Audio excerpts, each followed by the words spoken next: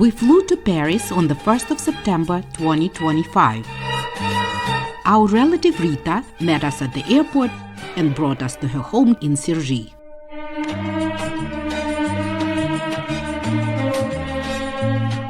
Cergy is the typical French suburban town located on the bank of the river Oise.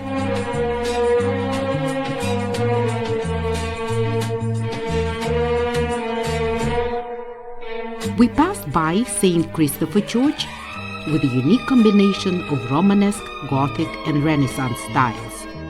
Cergy City Hall occupies the building constructed in 1911. We witnessed double-arch rainbow, such an unusual sight. Rita was our kindness chauffeur and host during our France trip. On the weekend, we had a reunion with all Rita's family members.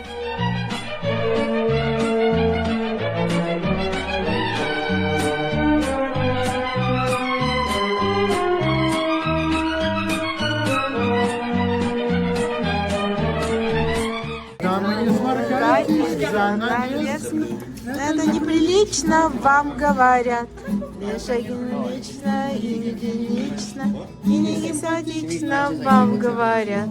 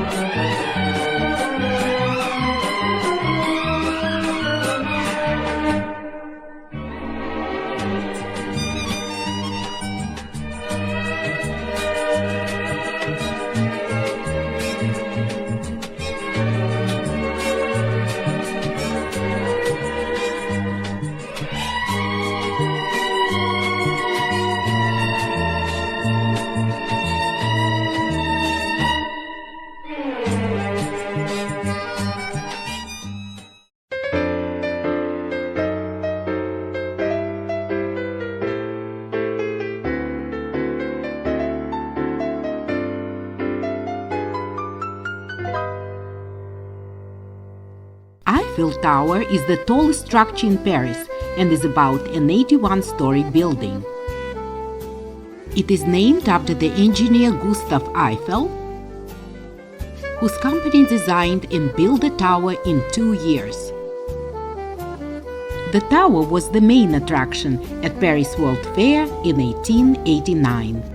It served as an entrance gateway to the International Exposition and a testament to industrial ingenuity. Eiffel Tower has 7 elevators adapted to the tower's unusual geometry. These elevators ascend through iron framework, unfolding Paris landmarks. Eiffel Tower has 3 levels. We are taking elevator to the 2nd level. There is a stunning open-air observation deck with the best view of the city. Across the Seine River, we spotted Trocadero Gardens with beautiful fountains, 2 arch-shaped colonnades, and La Défense District with 8 out of 10 tallest buildings. The noise of the city can't reach this height, but the winds catch you off guard.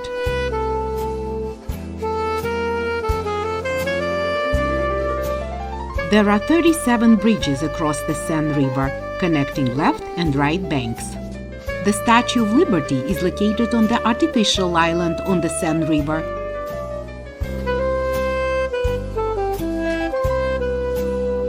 And we planned to visit it later.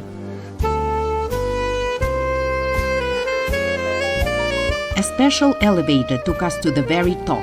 It was windy and we felt the tower was moving slightly, but its shape and open frame construction minimized the effect of the wind. The uniqueness of the elevators to the top level is the hydraulic system of the upper and lower cabins forming a counterweight.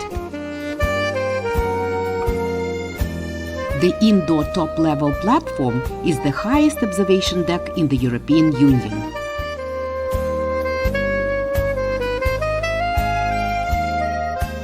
On this top level there is a private apartment built for Gustave Eiffel. There was no bedroom there, and the space was used for entertaining prestigious guests. It was an unforgettable experience to take a trip to the very top of the Eiffel Tower, which continues to stand tall for more than 130 years.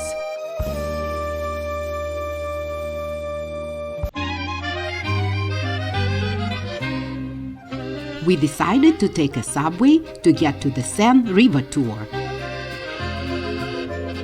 Paris has an extensive, reliable and affordable subway system with 16 lines and around 300 stations.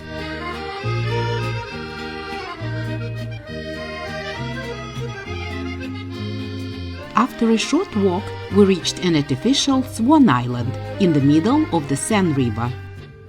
The French Statue of Liberty commemorates the 100th anniversary of the French Revolution. While Liberty in New York was a gift from the French, this statue in Paris was a gift from the Americans in Paris. From one of the River Seine bridges, we could clearly see the Eiffel Tower. We also saw two boats cruising the river and decided to take a ride on one of them. The Seine River is famous for the reason, as the most Paris attractions majestically sit along this river. Sailing under the so-called Small Bridge, we passed by the iconic Notre Dame Cathedral. We had a nice view to a former medieval palace and later prison where Marie Antoinette spent the last 44 days before the execution. Our guide told us a short history about the Louvre. It was originally built as a fortress in the Middle Ages, and as the city expanded, it became useless and turned into the royal palace. Later, after the revolution, it's been functioning as a museum. We're passing by d'Orsay Museum, a former railway station. It is housing the world's largest collection of Impressionist and Post-Impressionist paintings. And finally, we got a chance to look at the Eiffel Tower one more time, but from the river.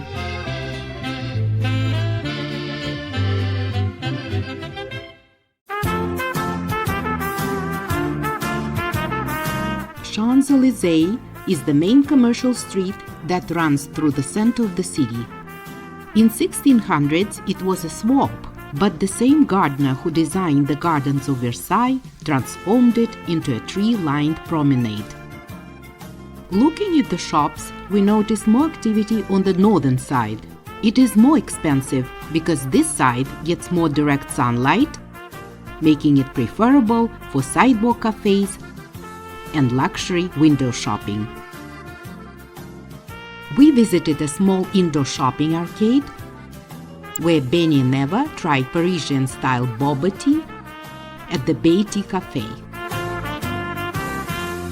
Boba tea or bubble tea originated in Taiwan and now enjoyed all around the world. We also passed by some easy recognizable stores and the famous La Darey, the brand's largest pastry shop. The luxury pastries looked really yummy. On the same northern side of Champs-Élysées, there is the only famous mansion, commissioned by Esther Lachman, better known as La Paiva. La Paiva was a courtesan who rose from poverty in Moscow to become one of the wealthiest women in France. The legend says she promised to build the most beautiful house in Paris on the exact spot where she had once been pushed out of the carriage.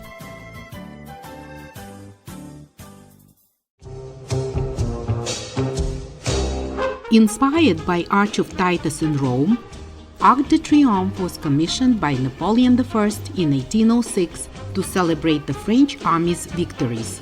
Napoleon promised his soldiers, "You shall return home through the arches of triumph." Interestingly, he never saw it finished, as the arch was completed years after his death. We climbed the curved stairway of 284 steps and got to the outdoor floor. Arc de Triomphe is in the center of the circular plaza where 12 avenues meet, forming a star. These avenues are lined with trees and radiate outward with incredible geometric precision. The view offered a perspective to a modern La Défense district, with a futuristic cube called the Grand Arch. The Eiffel Tower was rising gracefully in the southeast. The observation deck is an open-air rooftop and exposed to the wind, so we took some pictures but didn't spend a lot of time there.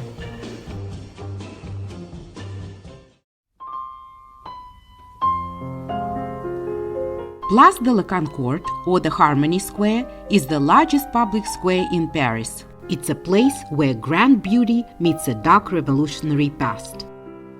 During the revolution, a guillotine was erected here, leading to executions of King Louis XVI, Marie Antoinette, and many others. The name Harmony Square was chosen as a symbolic gesture of reconciliation after the bloodshed. Obelisk was erected decades after the revolution. It was placed at the exact center of the square to serve as a neutral monument. A giant granite pillar from the Temple of Luxor was a gift from Egypt to France.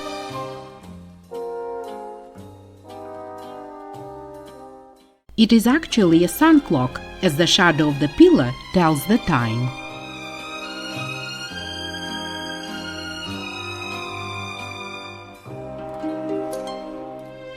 The square has an octagon shape with 8 statues of major cities of France. These statues are arranged in pairs and positioned in each corner of the square. Place de la Concorde, often referred to as the Harmony Square, acts as a massive open-air museum. Tuileries Garden is the oldest and largest park in Paris, located between Louvre and Place de la Concorde. It has a strictly symmetrical and rectangular layout and since 1667 has been a public park. Its name is derived from the tile factories Tuileries that once occupied the site. One of the wow moments of visiting the garden was a fiery balloon connected to the ground by cables. It was made for 2024 Summer Olympics in Paris and is 100% electric. A single visionary and the French electric company joined together to make a fiery balloon. They used high-pressure mist and powerful LED spotlights mimicking the flames. We exited the garden from the central area and in 5 minutes got to Rue de Rivoli. Commissioned by Napoleon I to commemorate his victory over the Battle of Rivoli, the street features uniformed facades with famous covered arcades that house everything from fancy bookstores to gourmet restaurants.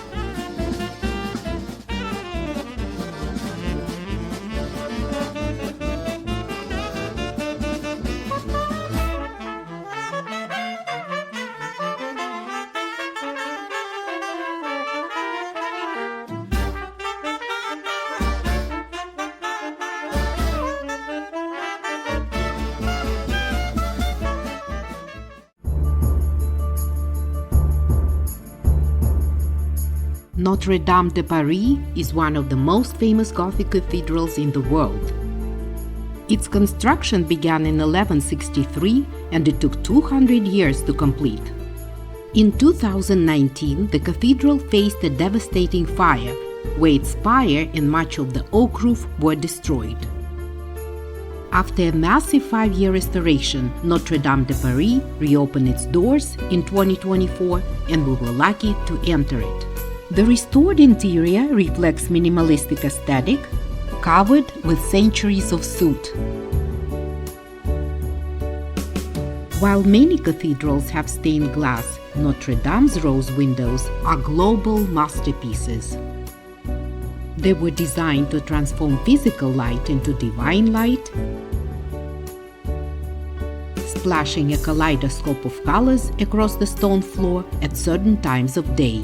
It was an amazing experience witnessing the rebirth of a landmark.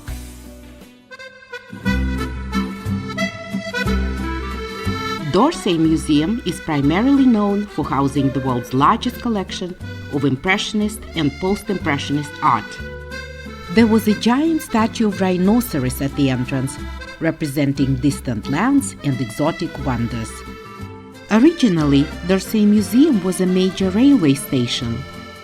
By 1939, the station's platforms had become too short for modern and longer trains.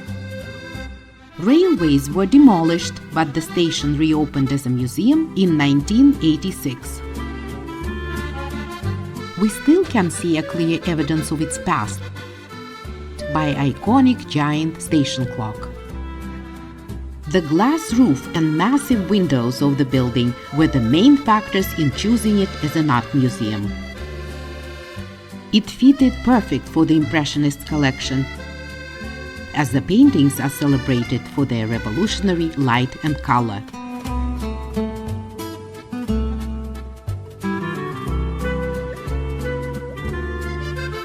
One scandalized the art world by moving away from mythological and historical themes. The Impressionists captured the moments of modern life.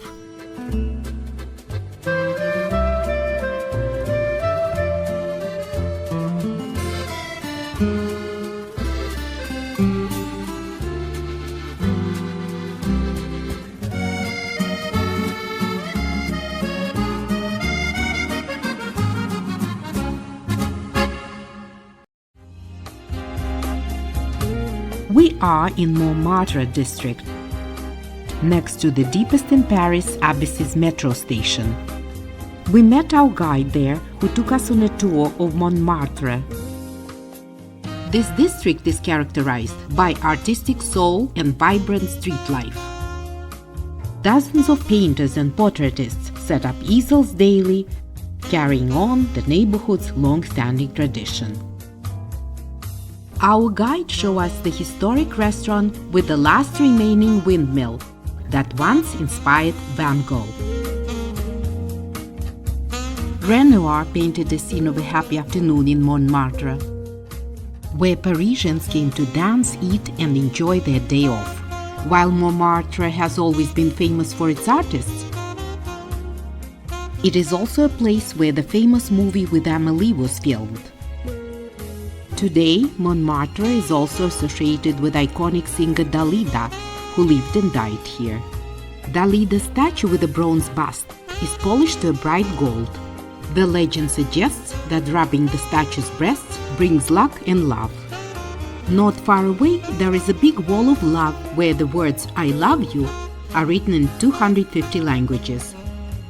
The splashes of red on the tiles represent pieces of a broken heart which the wall is trying to heal. From Dalida Square, we took a scenic walk to Basilique du Sacré-Cœur de Montmartre. On the way, we stopped by La Maison Rose, affectionately known as the Pink House. The restaurant was established by a famous Montmartre model who posed for Picasso. She was inspired to paint the house its signature pink color after a trip to Barcelona. The restaurant served as a meeting place for the legendary figures including Picasso, Modigliani, and Edith Piaf. Soon we reached the highest natural point of the city to look at Basilique du Sacré-Cœur, Basilica of Sacred Heart. It was built as a response to the moral decline in France's military defeat in 1871 to promote spiritual renewal. It is famous for its special stone, which has a self-bleaching property that causes it to whiten when it rains. From the hill, we had an unobstructed view of the skyline. Montmartre funicular ride was only 90 seconds, and it was a great way to enjoy the view while descending. Louvre Museum is a striking blend of Renaissance-style palace and a modern minimalist glass structure. The pyramid serves as the main entrance and allows the natural light to illuminate the lobby below. One of the highlights was visiting the Apollo Gallery. Its beauty inspired the architectural style of the Hall of Mirrors in Versailles. The 60-meter-long gallery has an amazing display of the French crown jewels. In 2025, thieves disguised as construction workers stole 8 pieces of this collection. Police did investigation, but the jewels haven't been found yet. We were lucky to visit Apollo Gallery just 1 month before it was closed due to robbery. We also got a chance to see one of the largest and famous paintings in the museum, showing Napoleon crowning his wife Josephine after having crowned himself. This painting features over 140 portraits and is celebrated for its precise detail. In the Red Room, we had a chance to see the painting Liberty Leading the People. The central figure is the allegorical Liberty holding tricolor flag banned during the monarchy. Lady Liberty, named Marianne, is portrayed as a goddess of people, not as a polished statue. But the most sensational painting was Mona Lisa by Leonardo da Vinci.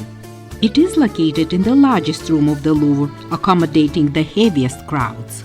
The 16th century painting is recognized for its innovative technique and mysterious expression. Standing in front of Mona Lisa, it was fascinating to notice the absence of visible brush strokes. In 2023, advanced X-ray technology revealed that Leonardo used up to 30 layers of translucent oil glazes. This technique, which took days and weeks to dry, created the soft, realistic expression for which the painting is famous for. The curious thing is that by 2031, it's planned to move Mona Lisa painting to a new, bigger gallery with a separate entrance. Nike of Samothrace, or the Winged Victory, is considered to be the most powerful sculpture because of its sense of motion. Found in fragments on the Greek island, the goddess is depicted as if she has just landed on the front of the ship. The brokenness of the statue adds to its fame and inspires people to use its name like Nike sports brand. Venus de Milo is also the Greek-era work that has become a universal symbol of classical beauty. Psyche revived by Cupid's Kiss by Antonio Canova is considered one of the most romantic spots in the entire museum. We ended our Louvre tour in the lobby with the inverted pyramid pointing toward the earth.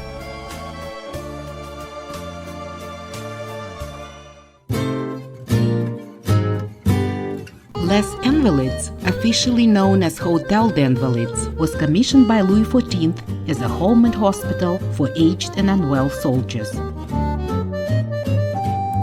The famous Golden Dome is covered with approximately 12 kilos of gold and gets regilded roughly every 40 years. Unfortunately, we couldn't get inside as it was closed.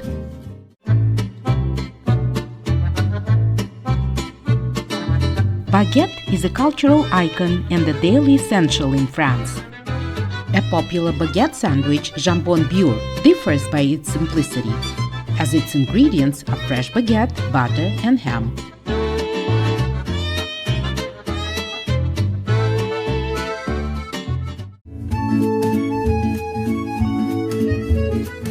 Sainte-Chapelle was built to house the crown of thorns and holy relics.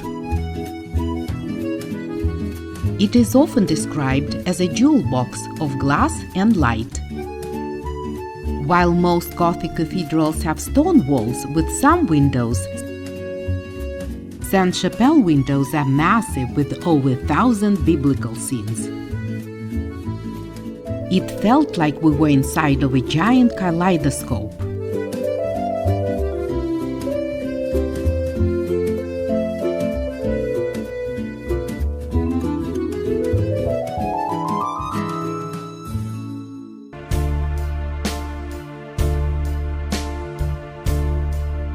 At the entrance of the Palace of Versailles, there is a statue of Louis XIV, known as the Sun King.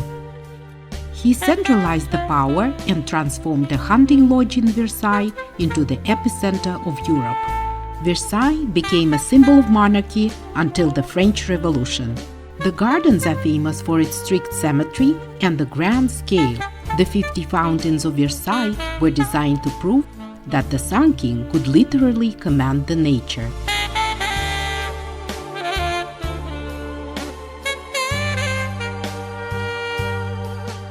In 1600s, Versailles was a swamp with no natural water, so they used giant water wheels and 250 pumps to move water toward the palace. Because water is still a precious resource here, the fountains don't run all the time.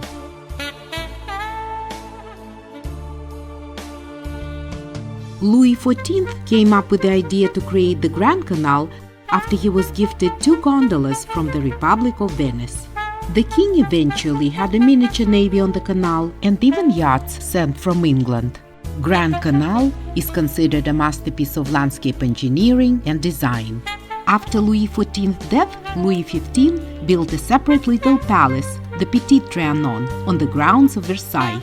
When Louis XVI became the king, his 18-year-old wife Marie Antoinette moved to the Petit Trianon. She renovated the little palace, being obsessed with simplicity, though her version was still incredibly expensive. Marie Antoinette was a cleanliness pioneer of her time, installing bathrooms with hot and cold water and a toilet.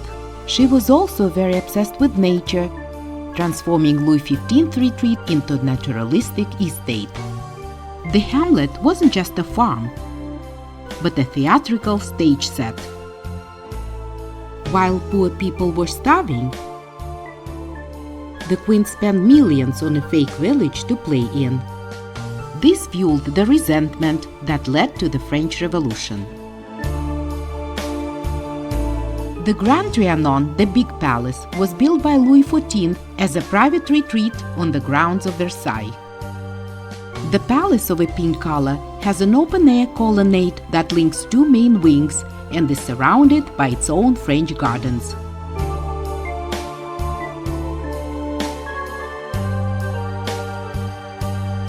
The atmosphere is very relaxed here, with a view to the Grand Canal.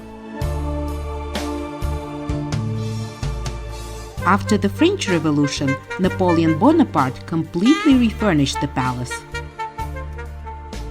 It was one of his favorite places to stay with his second wife, Marie-Louise.